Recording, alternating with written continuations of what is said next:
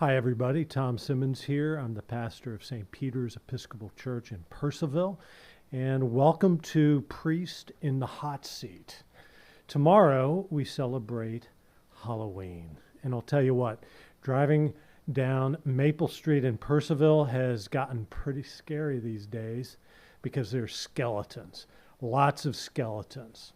They're climbing out of graves, they're hiding in trees, they're even sitting on people's front porch, spectral spirits peeking at you from the trees. And now they even have one of these giant skeletons coming out of the ground. In a different neighborhood, I saw one of those big giants walking a bony doggy on a leash. These guys are everywhere. Ooh. Halloween. But did you know that behind all the seasonal kitsch and fun of the season are lurking traditions and practices that live among us still from the mists of prehistory? Some of the oldest memories of our ancient pagan ancestors in Britain live today in Halloween. They called it Samhain. It's the Day of the Dead, when the border between this world, our world, and that world became very thin, thin enough for the dead to walk among us. Boo! It's the Day of the Dead. Now, these Halloween traditions we practice today are inherited from them. It's how they coped with this annual encounter with death. Families honored their dead, returned on the day of Samhain. They honored them with an invitation home at night, and jack-o'-lanterns lit the way. People wore scary costumes and masks so as to escape the notice of roving malevolent spirits. The basic idea there is if you can't beat them, join them. It was genuinely scary for these people, life and death stuff. But we're different from all that, right? As modern Americans, we don't really go in for all that supernatural woo-woo stuff like they did because we're modern, we're scientific. No, I'm not afraid of death, people say, because death is natural. It's part of the circle of life. It's Hakuna Matata, it's all good, right?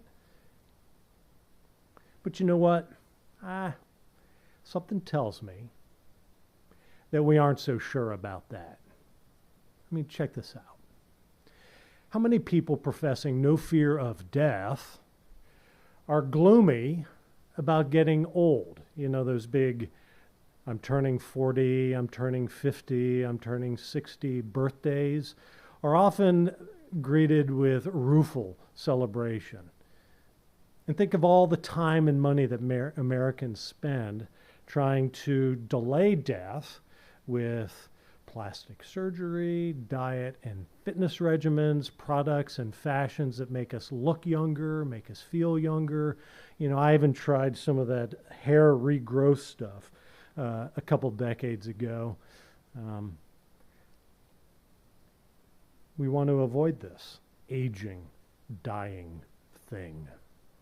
And have you ever noticed how we have removed as many real-life encounters with death as possible from our daily life?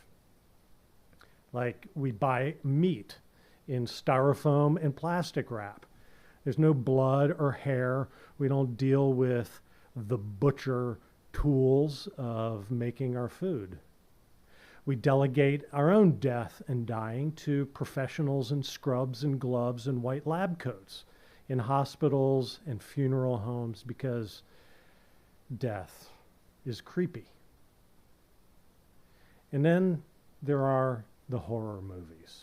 I mean, just check out how many are on screens today in a theater near you. You'll see how popular the horror genre is. Why is that? Well, they say that horror films, they shock us and at the same time, they comfort us. They let us experience the helplessness and horror and mystery of death vicariously, like sitting safely in a theater munching popcorn. It's a form of exposure therapy. It gives us kind of a cathartic release in the face of horror and the mystery of death in a culture that is mostly dealing with death by whistling past the graveyard. So, if you think about it, maybe we're more like our superstitious ancestors than we'd like to admit, looking for ways to deal with what terrifies us. If you can't beat them, join them. But how about this? Will you, may I suggest a better way? Jesus spoke about the horror of death on the night before he died. Closed up in a dark room that smelled of fear, Jesus told his disciples, "Don't let your hearts be fearful." Because he is about to deal with death by defeating it. Now you might be saying, how does one defeat death? You know that the Romans came up with some exquisitely horrifying ways to kill people, worthy of slasher films. And for Jesus, they used the worst of them, crucifixion. Jesus embraced the cross with all its bloody horror and humiliation. He died hideously, and his body was laid in a tomb. But 3 days later, Jesus walked out of the tomb. Kind of like on Maple Street, those skeletons coming out of the grave. Well, kinda, but I want to point out the difference, all right? With Sam Hain, Halloween, and horror movies, the Day of the Dead brings forth what? Skeletons, ghosts, ghouls, vampires, zombies, shuffling around in the night to haunt the living or to eat us. But look at Jesus on Easter.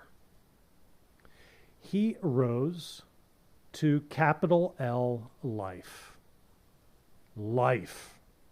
His hideously flogged and perforated corpse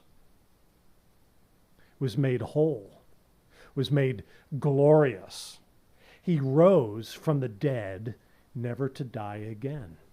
This is the start of everlasting life. This is the start of a new creation in which darkness and death have been defeated. And once those early eyewitnesses saw Jesus, once they got their poor confused heads around the fact that Jesus was alive with them, and there were over 500 eyewitnesses of Jesus after Easter, these people were utterly transformed by the experience. These people, these early Christians, were freed from the fear of death. Many of them faced their death and went to their death singing hymns of Jesus and his resurrection. And it's not just back then. Consider this week in South Sudan, when 2,000 women and children were slaughtered by Islamists, Christians, slaughtered. They met their end in hope, just like those early Christians. Why? When they saw Jesus alive from the dead, they saw their own destiny. And when we are with Jesus, his victory over death becomes ours. And he promises to raise us to new life with him, like him, restored, body and soul, to the fullness of what human life was meant to be in a world made new. God made this world. He made it good. And even though it's been overrun in many ways by horror, darkness, and death, he is not content to let death have the final word. With the same power that raised Jesus from the grave, God is intent to win it all back from the wages of sin and death, evil and darkness. So as you face the dark reality of death on Halloween, as you make light of it, as we celebrate Jesus' victory over it, we shine the light of his resurrection in the darkness of Samhain and the human fear of inevitable death. So if you ask me, I think that's a lot more powerful than a scary costume and a jack-o'-lantern to lead our dead ancestors home. That's my take. The priest in the hot seat. Thanks for your attention. Make sure you hit like, subscribe, and hit that alarm bell to keep them coming. See you next time.